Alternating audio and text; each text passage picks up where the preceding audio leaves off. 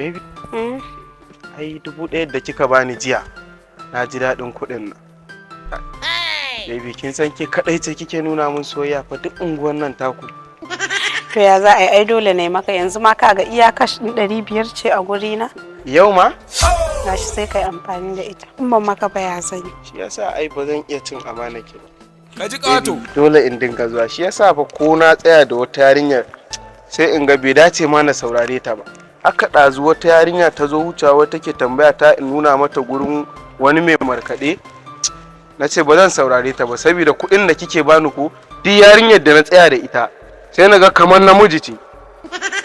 La sarki baby. Kai, Barka zuwa. Dan da zuwa ya. ban hana ka zuwa wajenta ba?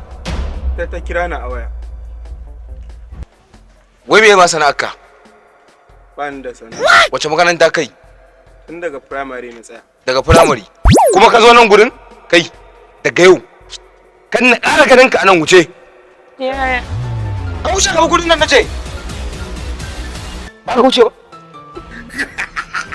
Ke, ban hana ki tsayawa da shi ba? Kuna zama da yaran da ba su da ilimi, ba su karatu ba, babu ƙwarar sana'a. Kina tsaya da jiki mina daƙi na wani ko?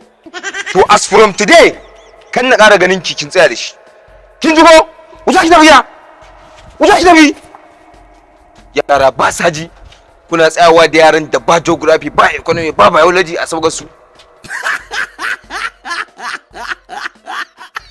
Domin samun farin ciki da nishaɗi, ku kasance da mu a YouTube channel ɗinmu mai suna Usama Kowa Naka.